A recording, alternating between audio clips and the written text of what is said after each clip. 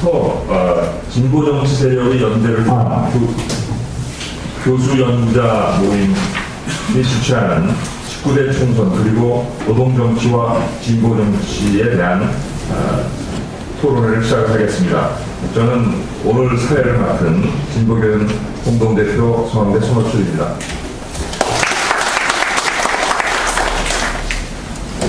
여러분이 잘 아시겠습니다. 87년 이후 지속되어 온 노동자 정당 그리고 진보 정당에 대한 노력은 일단 이번 총선을 계기로 일단락 실패로 끝난 것 같습니다.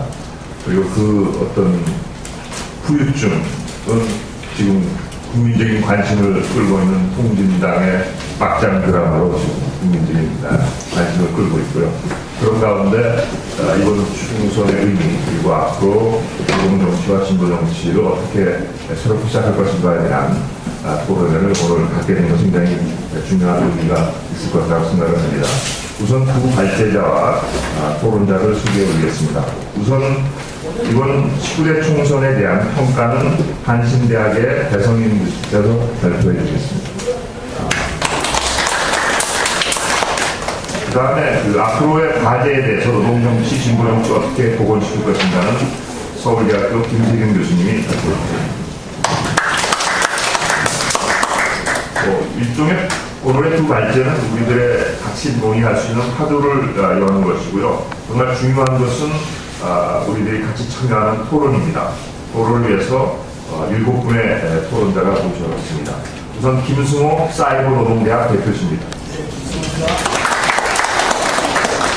여기 있는 순서가 우선 김태현 노동전선 집행위원회 아직 좀 이따 소개해 올리고요.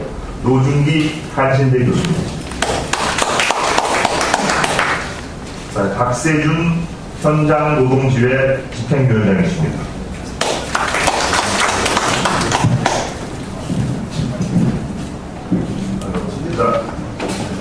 그 다음에 안효상 진보신당 공동대표입니다. 이종혜 산호위 중앙집행위원이십니다. 전병덕 현장실천노동자연대 부의장이십니다. 7분의 토론자 중에 김태현 노동집행위원은 이렇게 좀 늦으신 것 같고요. 10분은 다 같이 자리를 하셨습니다. 선거 끝난 다음부터 언론에 비롯해가지고 항만해가지고요.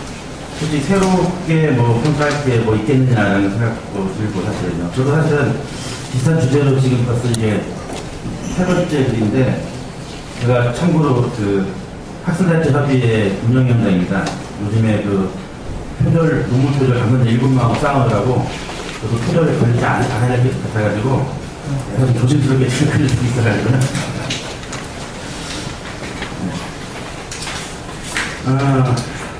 하여튼 말들 많습니다만은 비평이든 비난이든 간에 상당히 교차하는 부분이 있는 것 같습니다. 특히 이제 야권연대가 좌파 입장에서 야권연대를 어떻게 볼 것이냐가 핵심이라고 볼 수 있고요.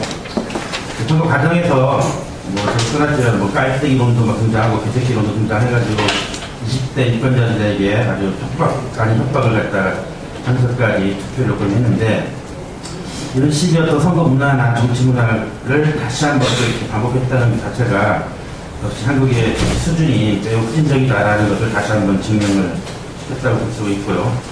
또 최근에 이 통당 같은 경우나 바닥을 드러냈기 때문에 사실 통일당의 문제 이기가 저는 별로 중요한 것 같지는 않고요. 통일당으로 인해가지고 좌파가 사실은 거의 다들 이기심을 느껴가지고 그 이기를 어떻게 사실은 극복할 것인가 그게 저는 핵심이라고 생각을 합니다.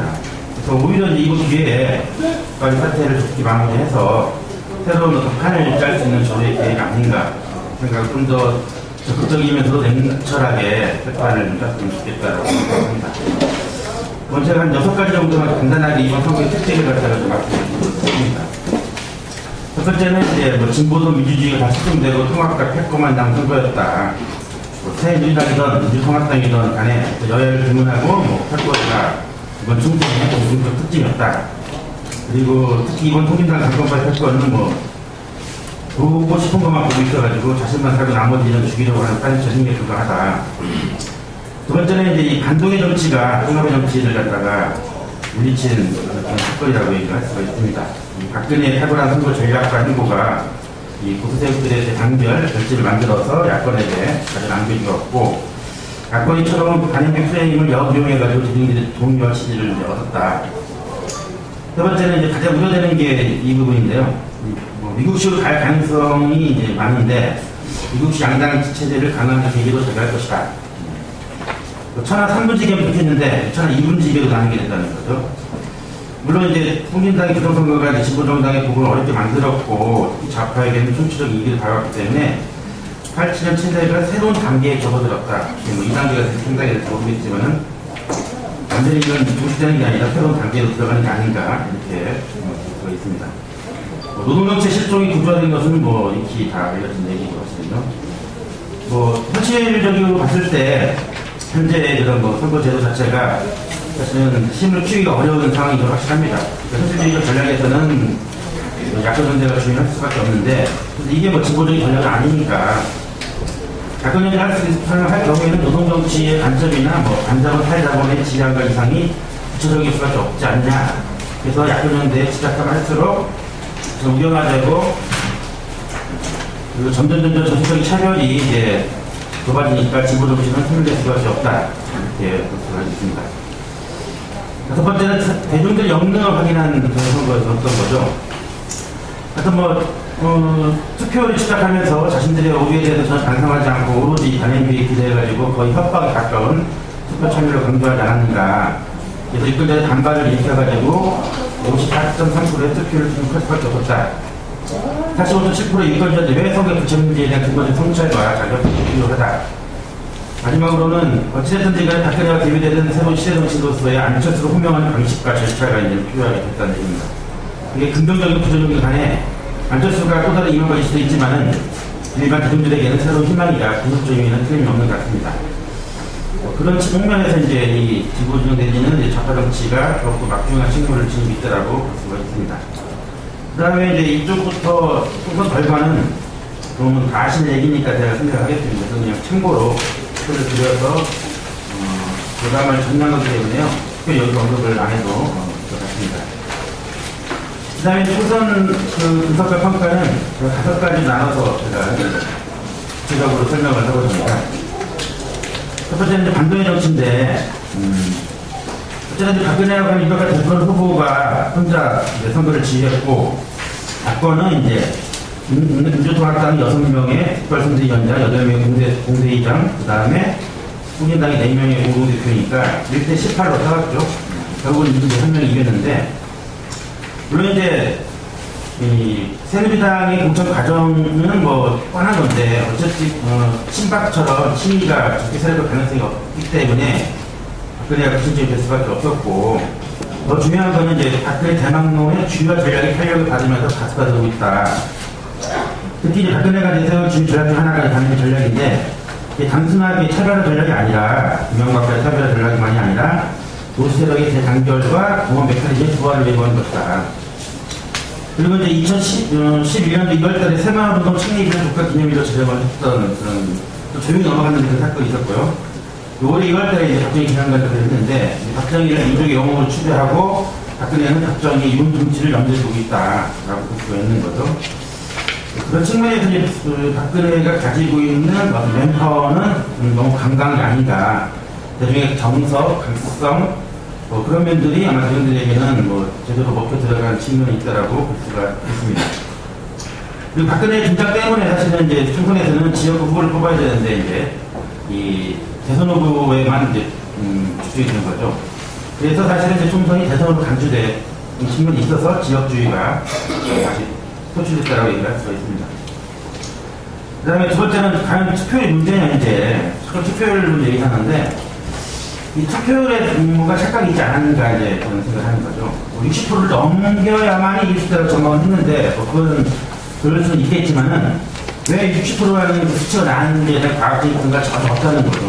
실제 보면은, 17대보다 6.3% 낮았고, 18대보다 8.2% 오른 수치면은 그 정도 수준이 딱 적당하지 않느냐. 그러니까 지난 과정 속에서 17대부터 지금까지 과정 속에서 60%를 넘길 수가 있었을까? 17대가 탄핵 역풍인데 탄핵 역풍이 강하게 벌었을 때도 60.6%인데 이거 넘길 수 있다고 한다면 착각이 아닌가 이제. 그리고 지난 8년 동안에 투표권을 가진 사람 가운데 두 번 모두 투표를 하지 않은 사람이 40%입니다. 근데 두 번이나 투표했는데 40%의 주권자들이 세 번째 투표에서 참여한다라는 거는 매우 확률이 낮다는 거죠. 그런 면을 갖다 강화하면서 투표를 높이겠다고 한 거는 좀 뻔뻔한 게 아닌가 싶고, 또 일부 뭐 유명인들이 뭐 넘기면은 뭐 미스터들 있고 춤을 춘다는 뭐 이런 얘기 하는데 저는 그게 뭔지 잘 모르겠어요. 그들이 뭔데 왜 유권자들 대상 모여가지고 춤을 추는 옷을 입는다는 왜 그런지. 그 사람들이 정치를 대표하는 겁니까? 정치를 예능화하고 말이죠. 그런 소비하는 그런 연출을 했다는 거죠. 우리는 그냥 개그 콘서트를 통해서 정치를 싫어하는 것만 보면 되는데 그들 중에서 보기 싫은 거죠. 그런 면들을 봤을 때 투표에 대해서는 상당히 사고였던 거고, 그나마 이제 20대들이 이제 투표에 참여하면서 사실은 야권인들을 도와줬으니까 그 정도의 성과를 거뒀지, 그렇지 않았으면은 이제 그래서 어려웠다라고 돼 있는 거고, 그리고 뭐 수도권이기 때문에 그렇다고 볼 수는 없는 거죠. 수도권이라도 다행인지도 생각해야 된다는 거죠. 그것도 전국 평균보다 높게 나왔으니까 그만큼 고마운 유권자 어디 있습니까? 그런데 이제 투표 안 한다고 해가지고 뭐 요구를 하면서 안 하냐고 그렇게 막 협박을 하는데, 그러면 앞으로 간 전망이 있을 거 아닌데 그런 식으로 접근하는 방식 자체가 너무 후진적이고 더 이상 미래를 맡길 수가 없지 않느냐, 이렇게 이제 볼 수가 있습니다. 다만 이제 강원, 충청, 경남에서 야권이 선전을 못한 이유는 구심점이 없어서 그런 건 당연한 거고 인물이 없는 거죠. 그리고 이제 8조 밑에 표 구에 보면은 제가 투표를 비교해놨는데 2010년 지방선거와 비교해서 보면은 뚜렷하게 투표율이 하락했다는 거죠. 충청과 강원이. 그런 거 봤을 때도 이제 그 지역은 이제 새누리당이 접수할 뭐 가능성이 매우 높겠다, 이렇게 얘기를 할 수가 있습니다. 그러니까 서울에서 부산 저기 조금 투표가 올랐다는 것 자체도 일단 약간의 가능성이 있으니까 그거를 맞게 되는 게 아니냐, 이렇게 이제 볼 수 있고요. 세 번째는 이제 정책이 이제 실종되는데, 이건 뭐 다루고 한 얘기지만은 정책이 실종된 배경이 여러 가지가 있는데, 다른 건 제가 다 하더라도 전국적인 어떤 수준의 정책하고 지역적인 수준의 정책이 있는데, 사실은 정책이 없었던 게 아니라 정책을 내세웠지만은 적극적으로 사실 흡입이 안 됐다는 거죠.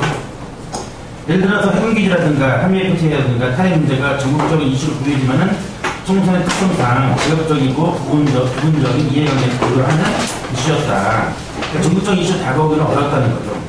차라리 이제 등록금 문제라든가 민간인 불법 사찰이라든가 비정규직 문제, 전유시 문제 등등이 전국적인 이슈는 틀림없는데 오히려 이걸 활용 못했다는 거죠. 그래서 정책을 구조적으로 보면서도 구체화시키고 지역화로 미시화시키는 작업을 했어야 되는데 그걸 못했고, 오히려 희한한 신조어를 만들어내가지고 이명박근혜라는 그런 복잡한 이슈에 나섰기 때문에 당연히 실패할 수밖에 없지 않았느냐, 이렇게 얘기할 수가 있습니다. 실패하기보다는 좌절이라고 할 수 있는 거죠. 근데 민주주의는 패권주의에 가랑하게 사라졌다. 여야를 불문하고 공천 가정에서부터 패권주의가 발생했는데, 어쨌든 제가 새누리당 같은 경우에는 뭐 당 명칭부터 시작해가지고 불구색 로고부터 해가지고 정책도 왼쪽으로 왔다는 거죠. 이건 뭐 근데 지정사는 전혀 관계가 없으니까 대중들에게 보여줄 이미지가 제일 중요하기 때문에 최대한 활용했는데, 민주통합당이라든가 국민당 같은 경우는 공천 과정에서부터 부정선거, 불투명성, 대파안배, 실전 대파 전형 등이 크게 부각이 됐었는데 그 이후에 이걸 갖다 수습을 하지 않았다는 거고, 이런 상황에서 한명수 민주통합당 대표에게 리더십이 없다고 그러는데, 사실 리더십이 없을 수도 있겠지만은 그런 상황에서 누가 대표에게 힘을 실어주겠느냐.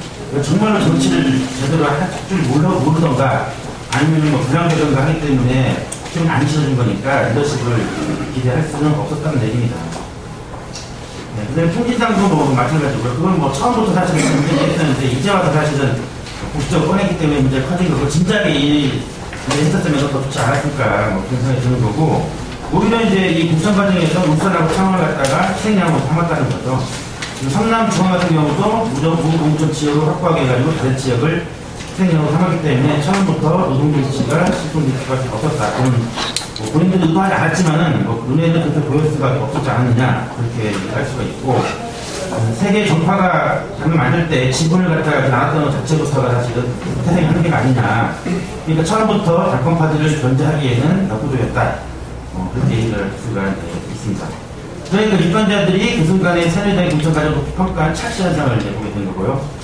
그런 의미에서 노동정 씨의 실종은 뭐 예전부터 있었지만 특히 이번에는 이제 더욱더 이제 내부의 어떤 패권주의를 해가지고 사라질 수밖에 없었다라고 볼 수가 있습니다. 뭐 이번 선거에 민주당의 투표 행태는 특별한 건 없었다는 거죠. 뭐 대급 투표 행태를 보이지 않았는데 그건 당연하다고 볼 수 있는 거죠. 그리고 사실은 그 지역을 너무 과도하게 사실은 솔직히 저 따져보니까 지금까지 몇 번 국회의원과 구청장을 갖다가 교체된지를 보면은 그렇게 많이 붙지 않았거든요. 근데 항상 그게 자기의 뭐 텃밭이냐 착각하고 있지 않았는가 사실은. 그전부터 계속 노동운동에 집중했고 조합주의 고차장에 했고 또 개의식도 없는데 약한데 그리고 계속 양노총이 능력하고 낮추는데 그러면 고려해도 사실은 그 지역을 갖다가 지킨다는 것은 솔직히 어렵지 않은가 볼 수 있고요. 그 다음에 전 민주노총 위원장들의 뭐 그런 뭐 입당에 대해서는 일부 뭐 언론을 제외하고는 그렇게 비판적이지 않았던 것 같아요. 사실은 그 당시 이석행 전 위원장이 이제 민주통합당에 입당할 때도 사실 과감하게 비판을 했었어야 되는데 오히려 그런 뭐 행위는 안 보여주고 오히려 현 지도부가 사실은 이제 이번에 당신되면서 혼란을 갖다가 남기는 것도 그런 요인 중에 하나였다. 그러니까 결정적인 거는 첨단 과정과 야권에 대해서 노동이 배제되어야 하는 거죠. 그러니까 이거는 세 박자를 마음대로 들어갔다. 노동정치가 실종된 거는 통합과 패권과 국가적 지지에 세 박자를 마음대로 들어갔기 때문에 노동정치가 마련되는 게 아니냐. 그래서 이제 지도정치의 한 시대가 끝났다라고 얘기를 하고 있습니다. 마지막으로는 이제 야권을 어떻게 가야 되냐. 어쨌든 제가 지난 25년 역사 속에서 사실은 이게 만날 수 없는 뭐 그런 뭐 세력간의 만난 면들이 우리가 계속 확인했던 겁니다. 다만 이제 정세의 어떤 인식이라든가 주변의 그 필요 내지는 욕망 때문에 불가피하게 만난 지점이 있었지만은 그건 처음부터 세상이 한계이기 때문에 사실은 불가는 뭐 이렇게 분당이 될 수밖에 없었고 항상 이해주의를 둘러싼 논쟁을 통해서도 그게 확인해 나왔던 것이고 18대 총선이 그걸 말해줬다. 2004년도에 총선에서 열성을 갖다가 했는데 18대 총선에서는 그런 변화를 갖다가 다 이제 무의로 돌려버렸던 거죠. 그러니까 뭔가 좀 더 유연하고 새롭게 사실은 이제 노동운동이 뭔가 이렇게 탄력을 받아서 할 여지는 좀 없지 않아 있었는데 그조차도 멀리조차도 이제 18대 총선에서 무의로 돌려버렸던 얘기입니다. 더 심각하면 나머지 지역에서는 오히려 더 이제 지역주의 측에서는 강하게 만든 공범 중에 하나가 아니냐, 뭐 그렇게 얘기할 수 있고요. 이러한 결과가 이제 민주당과 구청장하고 가져오게 많은 요인을 작용했고, 오히려 노동자들의 의회주의에 대한 기대를 더 커지게 만들었다라고 볼 수 있고, 그럼에도 불구하고 노동자 결국의 태도는 여전히 취약하다, 그 의식이. 그렇게 이제 말씀을 드릴 수가 있습니다. 좀 길어서 이제 핵심적인 것만 말씀을 좀 드리겠습니다. 그 다음에는 이 과정 속에서 사실 몇 가지 착각을 한 게 있는데, 지금까지 선거연합에서 승리한 거는 DJP 하나밖에 없습니다. 7년 하나밖에 없는데, 사실은 2010년 6.2 지방선거 이후에 계속 이렇게 야당의 승리 내지는 야권의 필요성을 갖다 얘기하는데, 그 냉정하게 우리가 평가해야 된다는 거죠. 지방선거에서 보게 되면은 12쪽의 표 10에 보면은 투표를 보게 되면은 사실은 한나라당이 절대로 참패하지 않았는데 자꾸 참패했다라고 평가하는 거죠. 그러면서 오히려 자꾸 선거연합에 대한 필요성을 갖다가 하게 착각하게 만들었고, 선거연합이 그 선거 승리라는 인식을 갖다가 이제 만들었다는 얘기입니다. 게다가 이제 2011년 작년에 분당 선거에 승리하고 서울시 선거에 승리하면서 그게 그 솔루션이냐 착각을 하는 바람에 야권에 대한 관심이 지속되었고, 야권에서는 선거연합이 이루어진다면은 총선에서 새누리당이 독주를 받고 다수 의석을 확보할 수 있는 것이 이제 줄을 이뤘다는 얘기입니다. 물론 이제 반연비라는 프레임이 큰 건 맞지만은 또 이러한 흐름속에서 야권연대가 필요할 수 있겠지만은 야권연대가 필요 조건은 되지만 충분 조건을 못했다. 충분 조건에서 야권연대 스스로가 사실은 배웠어야 되는 배우지 못하면서 오로지 그 하나만 기대했던 것 자체가 가장 심각한 문제점 중에 하나였다라고 얘기를 이제 할 수가 있습니다. 그리고 표 11은 그냥 지난 야권연대에서 이제 뭐 단위적으로 출마하고 당선된 그 분포들을 갖다가 이제 정리를 한 거니까 뭐 참고로 그냥 하시면 될 것 같습니다.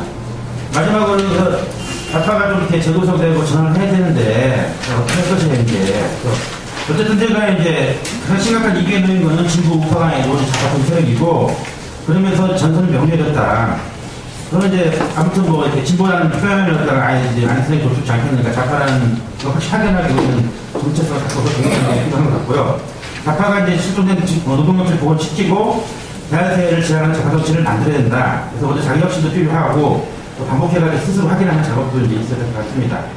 몇 가지 해놨는데 운동 방식을 좀 혁신했으면 좋겠다. 자꾸 제도 투쟁과 비제도 투쟁을 갖다가 자꾸 구분하는데 그럴 필요 없죠, 이제는요. 동의하자. 일단 의회적 기회하고 비의회적 기회는 선택의 문제가 아니고 그 제도적인 요구가 있으면은 한정원의 무적 토대를 갖춰야하는데 의회적인 길도 갈 수도 있다. 근데 그거는 뭐 유도하지 않아도 부각한 측면이 없지 않아 있다는 얘기입니다. 일정 정도 대중운동과 당운동과 전통운동 수중에서 종합적인 작법 플랜을 갖다가 형성하는 것이 그 어느 때 뭐도 매우 필요하다라고 얘기를 할 수 있습니다. 그 다음에 이제 뭐 연대체는 뭐 항상 해왔던 얘기니까 생각하겠습니다. 국의 행동과 공동체는 필요한데 형식을 좀 다녔으면 좋다는 얘기죠. 제가 사실은 이제 뭐 재작년부터 잘 얘기했던 것 중에 하나가 우리도 뭐 좌파의 힘, 나는 좌파다, 좌파 코스 하자고 했는데 이거 제대로 사실은 뭐 이렇게 뭐 힘도 없었지만은 받지 못했다는 얘기입니다. 전 지금은 안 됐다고 생각하는데 뭐 그런 식으로 뭔가를 만드는 게 필요한 게 아닌가라고 볼 수 있고요. 정치적 지향성은 이번 기회에 확실하게 분명히 넘어가서 좋겠다. 그러지 않으면은 이제 이 대중과 적절한 효과는 얻지 않겠는가 그 수가 있고요.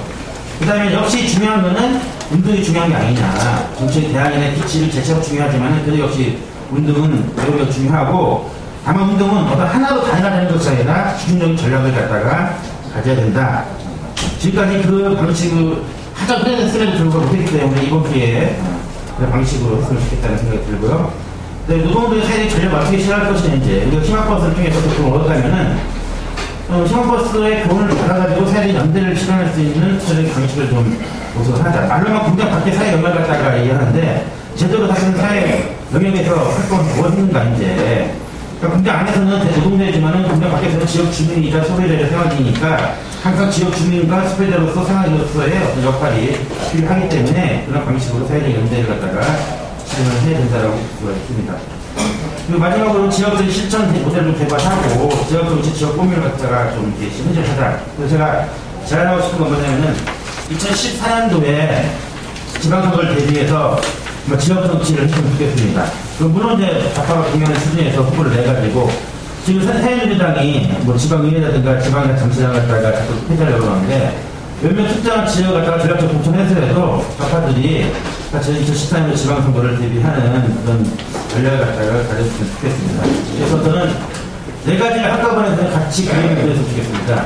이번 깜짝 추정을 계획해가지고 6월달부터 시작되는 추정 계획을 좀 만들고 대선에 있어서 후보를 내가 안 되든지 간에 대선에 국민에서 좌파가 뭘 할 것인지에 대한 그림을 같이 만들고 그 다음에는 2014년도에 사실은 이제 지방선거 대비하는 전략 마지막으로 그러니까 올해 총련의 선거도 있고 정기적 선거도 있으니까 이 선거를 어떻게 맞이할 것인가 그 네 가지 일을 갖고서 같이 그림을 그리는 작업이 필요한 게 아닌가 그렇게 생각하면서 25분의 발제를 마치도록 하겠습니다. 감사합니다.